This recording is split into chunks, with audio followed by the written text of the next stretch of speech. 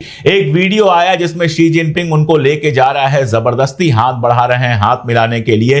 Xi Jinping हाथ मिलाने में इंटरेस्टेड नहीं दिख रहा है, जाहिर है उसका बहुत ट्रॉल हुआ। अब सवाल यह है कि ट्रॉलिंग और तारीफ से आगे बढ़कर एससीओ में शंघाई कोऑपरेशन की जो मीटिंग हुई है उसमें आखिर मिला क्या, मोदी जी वहां से लेकर क्या लौट रहे हैं, यह बहुत इंपॉर्टेंट है और इसको समझना बहुत जरूरी है। कल जो बयान जारी हुए, भारत के विदेश मंत्रालय का भी बयान जारी हुआ और चाइना के विदेश मंत्रालय का भी बयान जारी हुआ। अगर दोनों बयानों को आप देखें तो अंतर बहुत साफ दिखाई देता है। भारत ने सीमा विवादों की बात की है, यानी भारत ने कहा है कि हमारा इलाका जो कब्जा है उस पर एक समझौता हो जाए, यानी वो इलाका जो कब्जा है वो छोड़ दिया जाए। अब छुड़ाना चाहते हैं कि नहीं मोदी जी वो जाने, लेकिन सीमा विवाद की बात है। जबकि चाइना का जो बयान आया है उसमें सीमा विवाद की कहीं कोई बात है ही नहीं, सीमा विवाद की बात ही नहीं की गई है, सिर्फ ट्रेड और कोऑपरेशन बढ़ाने की बात की गई है। यानी पहला फंदा तो यही है कि जो लगातार चाइना गलवान के बाद से ही हमारी जमीनें कब्जा करता जा रहा है वो खाली करने को फिलहाल वो तैयार नहीं दिखाई देता। अब दूसरी बात आप देखिए, मोदी जी ने वहां एक बयान दिया जिसमें जाहिर तौर पर कश्मीर में जो हुआ था, पहलगाम में जो हुआ था उसका जिक्र किया। उनके बयान का एक हिस्सा था जिसमें उन्होंने कहा कि जो लोग साथ खड़े हुए थे, जो मित्र देश हमारे साथ खड़े हुए थे, उनका आभार। तो चाइना का सवाल नहीं उठता, पाकिस्तान का सवाल नहीं उठता, टर्की पाकिस्तान के साथ था। हालांकि कल मोदी जी एर्दोगान से हाथ मिलाते हुए नजर आए। अब इसका क्या मतलब निकाला जाए, क्या नहीं निकाला जाए, हम नहीं जानते। यह हम जरूर जानते हैं कि टर्किश एयरलाइंस को लेकर जो तमाम बातें हुई थी वो पलट गईं। अब टर्किश एयरलाइंस को पहले जैसे ही सारी छूट मिल गई और टर्की के किसी बहिष्कार की बात की नहीं गई। तो अब टर्की के साथ मोदी जी दोस्ती करना चाहते हैं कि नहीं करना चाहते हैं ये हम नहीं जानते, लेकिन इतना हम जरूर जानते हैं कि जिस मंच पर खड़े होकर मोदी जी ने कहा कि पाकिस्तान के साथ जो हमारी लड़ाई हुई उसमें जो साथ खड़े हुए उनका आभार, वहां पर हमारे साथ खड़े होने वाला रशिया के अलावा कोई नहीं था। और रशिया भी कोई ऐसा नहीं है कि पाकिस्तान के खिलाफ आकर हमारे साथ खड़ा हुआ, रशिया भी लगभग दोनों के साथ दिखाई दे रहा था। उसके बाद रशिया ने पाकिस्तान में डेवलपमेंट में मदद की है, पाकिस्तान के साथ संयुक्त सैन्य अभ्यास किया है। तो यह कहना भी बहुत सही नहीं होगा कि रशिया पाकिस्तान के खिलाफ हमारे साथ खड़ा है। तो मोदी जी बात किसकी कर रहे थे?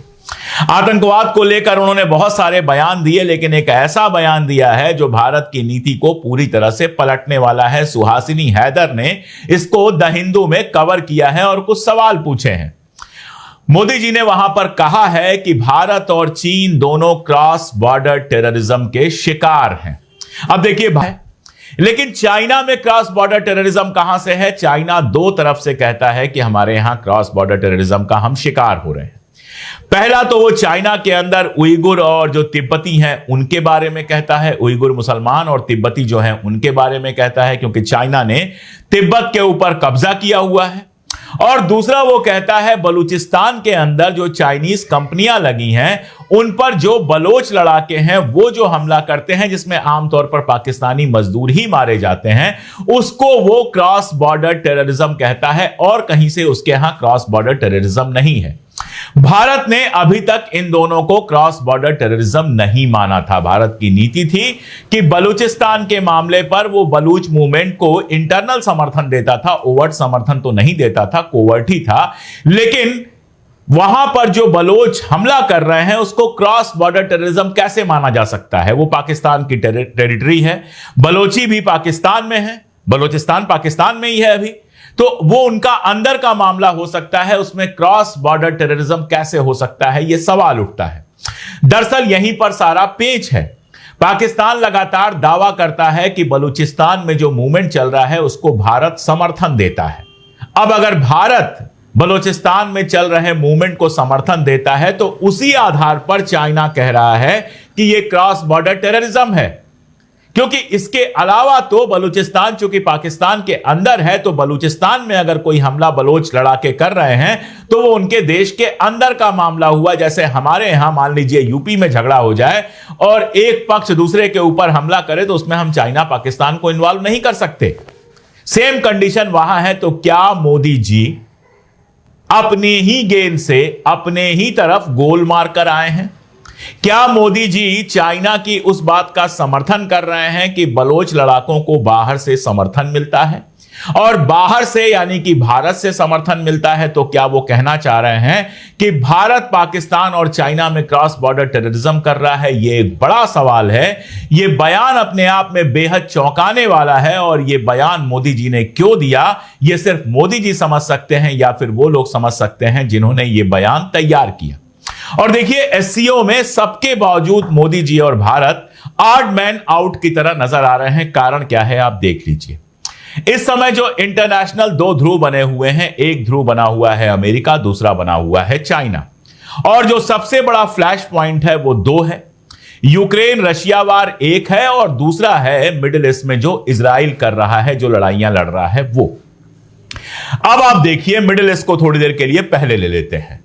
मिडिल ईस्ट में गजा के खिलाफ जो लड़ाई हो रही है, या गजा में जिस तरह का जेनोसाइड चल रहा है, उसमें एससीओ में जितनी कंट्रीज बैठी हुई हैं, सब कम से कम खुले तौर पर बाहर की तरफ से अगर आप देखें, मतलब खुल के जो कह रही हैं उसको अगर आप देखें, तो वो इजराइल के खिलाफ और गजा और फलस्तीन के साथ हैं। ईरान है वहां पर, वो तो है ही फलस्तीन के साथ। टर्की अंदर से जितना भी इजराइल से सेटिंग उसकी चलती हो, लेकिन कई बार घोषणा कर चुका, अभी हाल में घोषणा किया 2 दिन पहले कि हम इजराइल के साथ सारे रिश्ते खत्म कर रहे हैं। पब्लिकली वो लगातार गजा के समर्थन में है। अभी कल ही प्रेस टीवी का बयान आया है जिसमें एससीओ में एर्दोगान को यह कहते हुए बताया गया है कि हम पूरी तरह से गजा के साथ हैं। पाकिस्तान कितना भी अमेरिका का समर्थक हो, लेकिन गजा पर वो इजराइल के खिलाफ लगातार बयान देता हुआ नजर आता है। इजराइल ने यहां तक कहा है कि अगला खतरा पाकिस्तान से है। चाइना लगातार गजा और ईरान के साथ खड़ा हुआ है।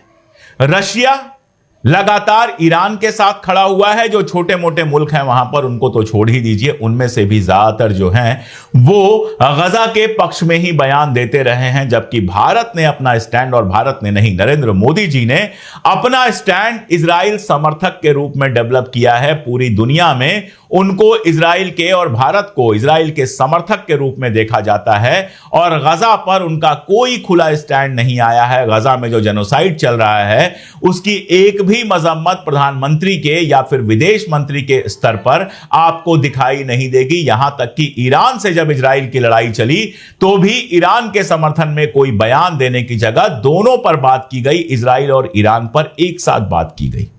तो एससीओ का जो मंच है वो चाइना, प्रो चाइना कंट्रीज का मंच है, जो तमाम मुद्दों पर अमेरिका के खिलाफ खड़ा होता है। हालांकि एर्दोगान अमेरिका के उतने ही करीब है, पाकिस्तान अमेरिका के उतने ही करीब है। एर्दोगान तो नाटो का मेंबर भी है जितना कोई हो सकता है, लेकिन मिडिल ईस्ट के मुद्दे पर इनका स्टैंड ये है।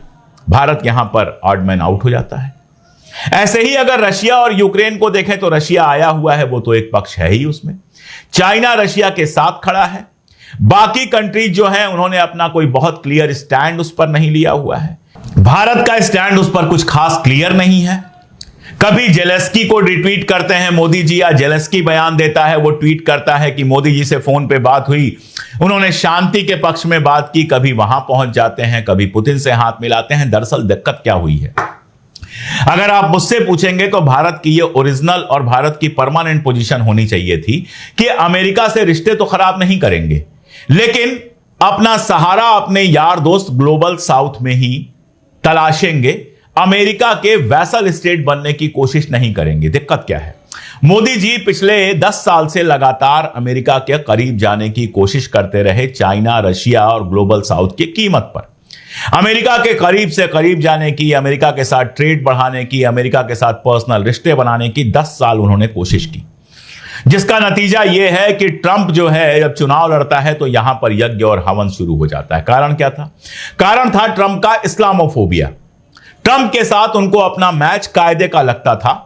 उससे जो जमीनी नीतियां थी, भारत में जिस तरह की नीतियां लागू कर रहे थे उसके लिए समर्थन मिलता था, और भारत में जो उनके भक्त थे उनके लिए ट्रंप की भक्ति करना आसान काम था, क्योंकि उनको इस्लामोफोबिक लगता था, इस्लाम के खिलाफ लगता था ट्रंप, तो उसकी भक्ति बड़े आराम से कर रहे थे, हवन पूजन सब कर रहे थे। तो विदेश नीति को 90 डिग्री पे चेंज करके अमेरिका के करीब पहुंच गए मोदी जी पिछले 10 साल में।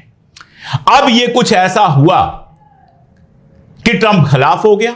बहुत सारे कारण हो सकते हैं। एक कारण यह हो सकता है कि बाइडेन जब राष्ट्रपति था, मोदी जी गए थे, ट्रंप ने घोषणा कर दी थी कि मेरा दोस्त मोदी मुझसे मिलेगा, लेकिन ये मिलने नहीं गए। और भी बहुत सारे कारण हो सकते हैं। तो नाज़रीन, ये थी आज की हमारी वीडियो। उम्मीद करता हूँ कि आपको हमारी ये वीडियो पसंद आई होगी। अगर आपको हमारी ये वीडियो पसंद आई हो, हमारी वीडियो को लाइक कर देना है और हमारे चैनल को सब्सक्राइब कर देना है। तमाम इसमें जो हमने इंडियन मीडिया की हमने वीडियोस ली, जिन पर हमने एनालिसिस किया, जिसमें हमने आपको दिखाया, उन तमाम का शुक्रिया अदा करते हैं। मोस्टली जो कि इंडियन मीडिया है उनका हमने इस्तेमाल किया है। दोस्तों, ये थी आज की हमारी वीडियो। नेक्स्ट वीडियो तक दीजिए हमें इजाज़त। अल्लाह हाफिज़।